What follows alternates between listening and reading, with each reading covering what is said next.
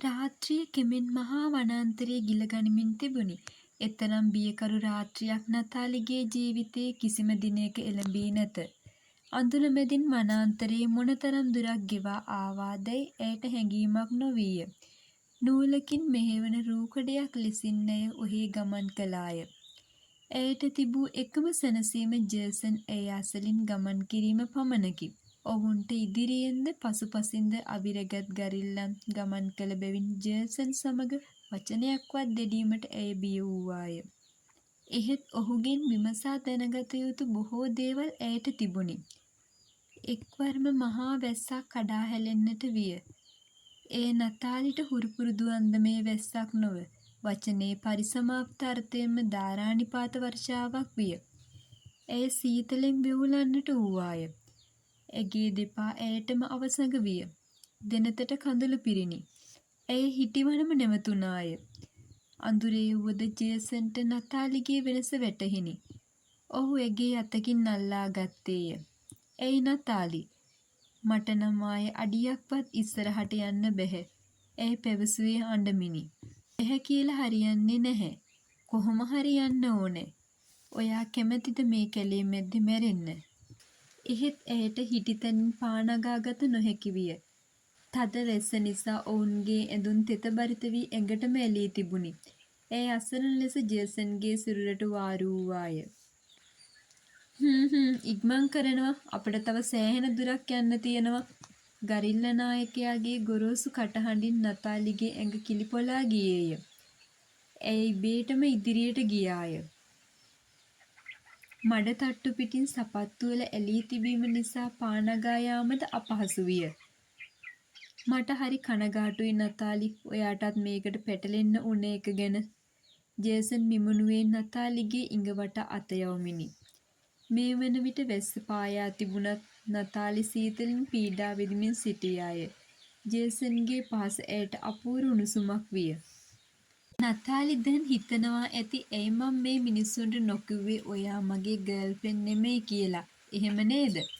සැබැවින්ම නතාලිට ඒ දැන ගැනීමට අවශ්‍ය වී තිබුණි. එහෙත් ඇය නිහඬවත පිරුවාය. "මම එහෙම කිව්වනම් ඒ මිනිස්සු ඉස්සරහා ඔයාව පාවා දුන්නා වෙනවා. ඔයාට පේනව නේද උන්ගේ ඇස්වල තියෙන කෑදරකම. මං නිකමට හරි කිව්වනම් ඔයා මගේ ගර්ල්ෆ්‍රෙන්ඩ් නෙමෙයි කියලා උන් ඔයාට මොනව නොකරයිද කියලාද හිතන්නේ?" "අනේ මට බයයි ජේසන්." නතාලි දුර්වල හඬින් කෙඳිරුවාය. "බය වෙන්න එපා. ඔයා මගේ ගර්ල්ෆ්‍රෙන්ඩ් කියලා හිතනකම් උන් ඔයාට කරදරයක් කරන්නේ නැහැ. දැන් පොඩ්ඩක් ඉක්මන් කරන්න. ඔයාට පේනවනේ උන් මේ විහිළුවක් නෙමෙයි කරන්නේ කියලා." ක්‍රමක්‍රමයෙන් අඩිපාර සීඝ්‍ර නැග්මක් බවට පත්විය. නතාලි කන්ද නැග්ගේ ඉතා අමාරුවෙන් ජේසන්ගේ ඇඟට වාරු වෙමිනි. ඒසා ඝන අඳුරක ලිස්සන සුළු පාරේ නැග යාම පහසු කටයුත්තක් නොවීය. නතාලි කිහිප වරක්ම ලිස්සා ඇද වැටුණාය. පසෙකට වී හිඳගෙන කෑ ගසා හඬන්නට ඒ හැම වරම ඇයට සිතිණි. එහෙත් හිත සැනසෙන මුදු වදනක් පවා ඇයට ජේසන්ගෙන් ලැබුණේ නැත. එක අතකින් මම මොකටද ජේසන්ගෙන් ඒ වගේ මුදු හැසිරීමක් බලාපොරොත්තු වෙන්නේ? ජේසන් මගේ ජීවිතයේ සම්පූර්ණ ආගන්තුකයෙක් විතරයි. මොකක්ද අවාසනාවකට අපි දෙන්නට මේ තත්ත්වයට මුහුණ දෙන්න උනේ? නතාලි තනිවම සිතුවාය. ඒ සමගම මෙතෙක් නොවූ දිරියක් ඇගේ සිතට දැනිනි. එන ඕනෑම දෙයකට මුහුණ දෙනවා. ඇය දැඩිව සිතා ගත්තාය. තවත් ටික දුරක් ඉහළට නැගුණාට පසු නවතින ලෙස ගරිල්ල නායකයා අණ කළේය. මේ පැත්තෙන්. දැඩි අඳුර මැද්දෙන් යන්තමින් දිස්වෙන විසල් ගල් කුලක් දෙසට යමින් ඔහු පැවසුවේය. නතාලි සහ ජේසන් ඔහු පසුපස පියවර තැබූහ. තමා පටු උමගත් තුළට පිවිසි බව නතාලිට දැනිනි. හුස්ම ගැනීමට නොහැකි තරමට තදබද වූ පටු උමග පසුකට ඔවුන් පිවිසියේ ඉඩකඩ ඇති ශාලාවකටය. ඒ විදුලි එළියෙන් ආලෝකවත් වී තිබුණි. දැඩි කළුවරේ සිට ආ බැවින් ඇයට ආලෝකයට හුරු වෙන්නට තරමක් වේලා ගත විය. ශීතකරණයක්, ගෑස් ලිපක්, වළම් පිඟන් ඇතුළු නිවසට අත්‍යවශ්‍ය බඩු බාහිර ආදී කිහිපයක් ශාලාව තුළ විය. ඔවුන් විදුලි එළිය ලබා ගන්නේ ජෙනරේටරයකින් බවද ඇයට වැටහිණි. ඇන්ඩ්‍රු අපේ අමුත්තන්ට කෑම ටිකක් හදන්න. මම එයාලට කාමරේ පෙන්නන්නම්. ගරිල්ලා නායකයා කපටි සිනාවකින් යුතුව පැවසිය. දැඩි වෙහෙසින් යුතුව නතාලි ඔහු පසුපස ගෑටුවාය. එහෙත් ජේසන්ට නම් එතරම් වෙහෙසක් පෙනුනේ නැත.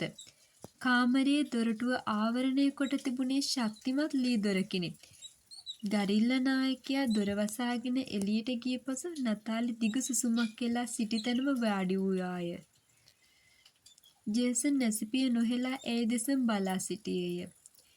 හිටි ගමන්ම දෝතින් මුහුණ වසාගත් නතාලි ඉකිබිඳමින් හඬන්නට වූවාය.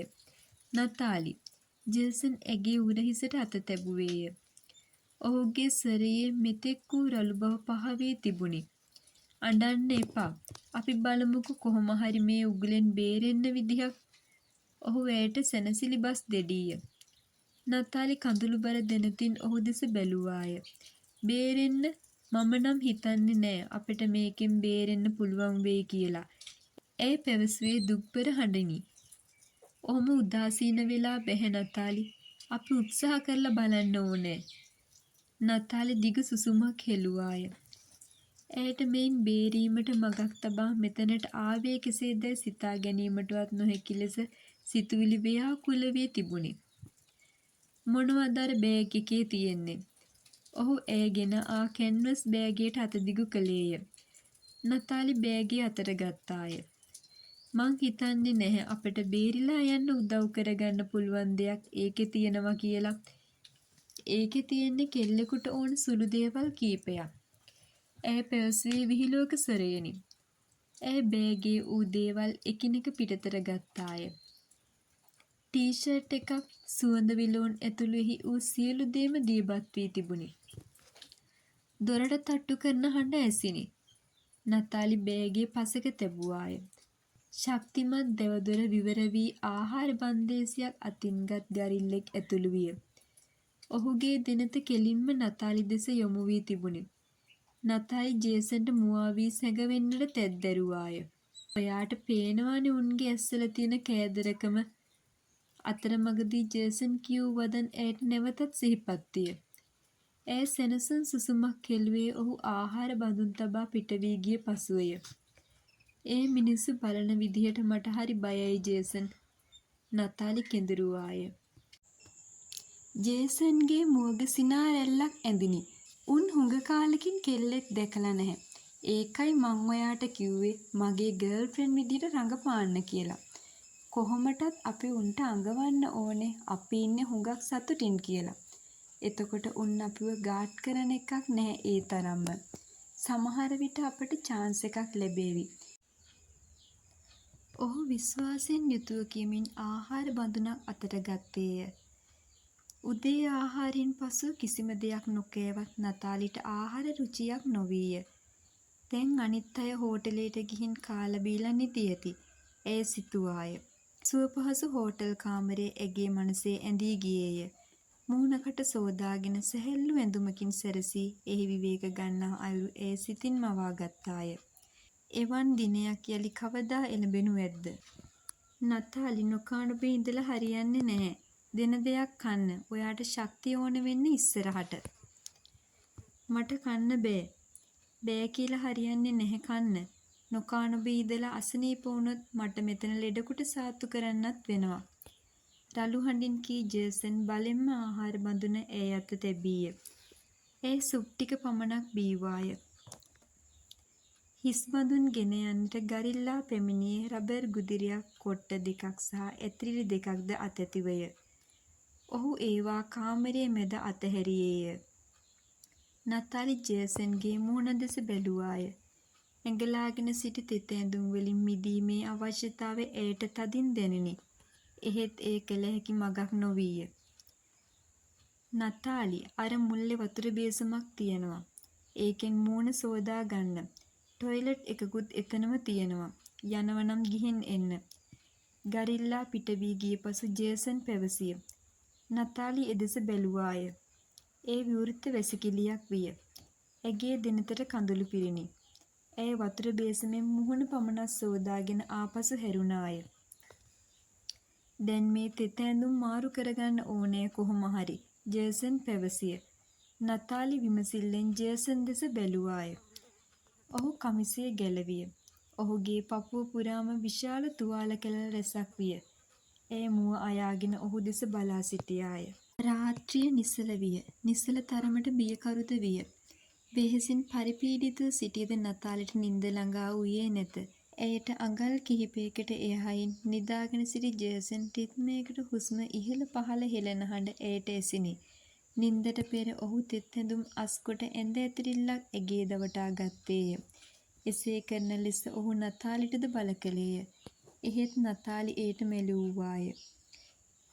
බය වෙන්න එපා. මම ඔයාගේ ඇඟට අතවත් තියන්නේ නැහැ.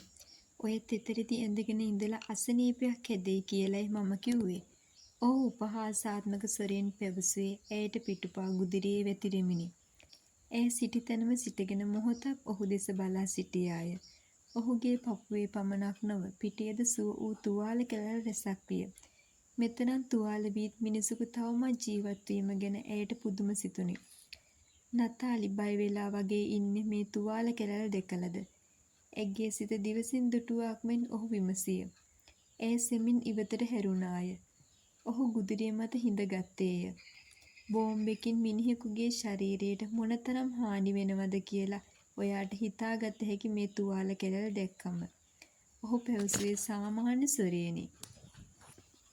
ඇය මවිතයෙන් ඔහු දෙස බැලුවාය. බෝම්බෙකින්? ඔව්, ඔයාට මතකද අප්‍රිකාවේ කැලේක ඇවිදින්න ගිය සුදු මිනිස්සු කණ්ඩායමක් ප්‍රාණඝාතකාරයෝ විදිහට තියාගත්තා ගිය අවුරුද්දේ. ඔව්, මං කියෙව්ව පත්තරවලින්. අපි තමයි එයාලව බේරගන්න ගියේ.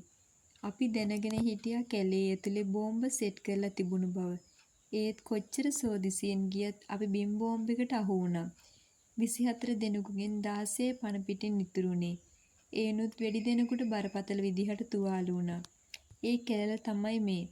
ඔහු සැහැල්ලු ලෙස කියාගෙන යද්දී ඒ කම්පාව සිතින් යුතුව බලා සිටියාය. මම ලෙඩ ඇඳෙන් නැගිටලා මාසෙකට වඩා නැහැ.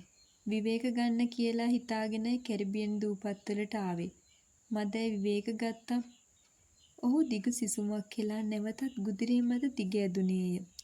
වැඩි වේලාවක් යන්නට පෙරම ඔහුට නිින්ද ගියේය. නතාලි බොහෝ වේලාවක් ගුදිරිය මත වාඩි වී බලාගෙන සිටියාය. ඇයට ජේසන් ගැන අවිශ්වාසයක් සිතුනාම නොවේ. එහෙත් ඔහු ආගන්තුකයෙකි. එවන් ආගන්තුකයෙකු සමග එකම යහනක නිදාගත යුතු බව සිතෙද්දී ඇගේ සිරුර හිරිවැටී ගියේය. කෙසේ වුවද ඇයට දැන් ආරක්ෂාව පැතිය හැක්කේ ඔහුගෙන් පමණකි. ඇය සීරුවෙන් ඔහු වසලෙන් දිග ඇදුනාය. ගුදිරේ පටු එකක් වූයෙන් ඔහුගේ සිරුරේ නොගෑවී සිටීමට දැඩි උත්සාහයක් ගත යුතු විය. අවසානයේදී ඇය ඇඳුම් මාරු කර ගැනීමට තීරණය කළේ තෙත ඇඳුම් පිටින් නිදා ගැනීම කෙසේවත් කළ නොහැකි වූ නිසාය. හිමිහිට නැගිට ඇඳ ඇතිරිල්ලක් දවටාගත් ඇය ඇඳුම් ගලවා ගල්තලාව මත වැනුවාය. උදේ සිටම හිර වී තිබුණු ඇඳුම් වලින් නිදහස් වීම නිසා ඇයට පහසුවක් දැනුනි. අනතුරුව ඇය සැහැල්ලු සිතින් යුතුව ගුදිරිය මත වැතිරුණාය. එහෙත් රාත්‍රිය එකම බියකරු සිහිනයක් විය. කැලෑව මැදින් එද්දී නොයෙකුත් බියකරු සතුන් ඇය වටා සැරිසරුණු යැයි සිහිනෙන් දුටුවාය. කාලයේ ආපස්සට පෙරළීගෙන ගොස් ඇය නැවතත් කුඩා දැරියක් වූවාය. බියපත් වී කෑ ගසන විට තාත්තා ඇය ආදරයෙන් තුරුළු කර ගත්තේය. ඇය තාත්තාට තුරුළු වී සුවසේ නිදාගත්තාය. අවදි වීගෙන එද්දිම කිසිවෙකුගේ පහස උණුසුමක් නතාලිට දැනුනි. ඇය වහා දෙනත හැරියාය. ජේසන්ගේ ශක්තිමත් අතක් ඇගේ උරහිසට උඩින් වැටී තිබුණි. ඇය මෑත් වීමට දැරූ උත්සාහයේදී ඔහු අවදි විය. ඇගේ සිතට සියුම් ලැජ්ජාවක් දැනුනි. ජේසන් සරදන් සහගත සිනාවක් මුවට නගා ගනු කාමරයේ විසිර තිබූ මද එළියෙන් ඇය දුටුවාය. මොකද දැන් බය නැද්ද? ඔහු වැලමිටකට බර දී ඇය දෙසට හැරුණේය. ඇය සෙමින් දෙනත පියා ගත්තාය. මොනවටද ඔයා ඔච්චර බය වුනේ? මහා හයියෙන් කෑ ගැහුවා තාත්තේ කියලා. කෑ ගැහුව විදිහට මට හරියට දුක හිතුණා. මං ළඟට ගත්තම පොඩි එකෙක් වගේ තුරුල් වෙලා නිදාගත්තා. ජේසන් කියාගෙන ගියේය. ඇය කල්පනා කරමින් සිටියේ ඇඳුම් මාරු කරගන්නා ක්‍රමයක් ගැනය. ඔහු අවදිවීමට පෙර ඒ කර ගැනීමට ඇය සිතා සිටියාය. එහෙත් දැන් වෙනත් මගක් කල්පනා කළ යුතුය. වෙලාව 7:00යි. අද නම් හුඟක් දිග දවසක් වේවි. කොහොම දවස ගෙවා ගන්නද මන්දා. ඔහු නැගිට වතුර බේසම දෙසට ගියේය. ඒ අවසරයෙන් ඇඳුම් මාරු කර ගැනීමට සිතූ ඇය වහා නැගිට තවමත් හරිහැටි වියලී නොතිබුණු ඇඳුම් අතට ගත්තාය. එහෙත් ඇයට අවස්ථාව ලැබුණේ යට ඇඳුම් ඇඳ ගැනීමට පමණි. කාමරයේ දොර විවර වී ඔවුනට කෑමද රැගෙන ගරිල්ලා ඇතුළු විය. අනුරාගය පෙරන දෙනතින් ඇය දෙස බැලූ ඔහු අඩියක් දෙකක් ඇය වෙතට ලං විය. නතාලිට කර කියාගත හැකි දෙයක් නොවීය. ඇය අසරණ දෑසින් ජේසන් දෙස බැලුවාය. වහා නතාලිත් ගරිල්ලාත් අතරට පැමිණි ජේසන් උරහිස වටා අත යවා ඇය තමා සමීපයට ගත්තේය. ඇය ආරක්ෂාදායක හැඟීමකින් යුතුව ඔහුට තුරුලූවාය. ඔවුන් දෙදෙනා දෙස බලන කෙනෙකුට පෙනුනේ දැඩි ආදරයෙන් එකිනෙකා වෙත බැඳී සිටින පෙම්වුවලකගේ ප්‍රතිරූපයකි. ගරිල්ලා නික්ම ගියේ මහා හඬින් දොර වසාගෙනය. යට ඇඳුම් පමණක් ඇඳගෙන ජේසන්ට තුරුළු වී සිටීම පිළිබඳ ඇයට ලැජ්ජාවක් දැනුනේ ඉන්පසුය. ඇය ලං කරගත් වනම ඔහු මොහොතක් ඇගේ මුහුණ දෙස බලා සිටියේය. ඒ දෑස්වල වූයේ ගැඹුරු පෙනුමකි. නතාලි ඔහුගේ බැල්ම මග හැරියාය. සිහින් සුසුමක් හෙලා ඔහු ඇය වටා වූ දෑත් ඉවතට ගත්තේය. මහත් සහනයක් ලද කලෙක මෙන් ඇය ලහි ලහියේ ඇඳුම් මැද ගත්තාය.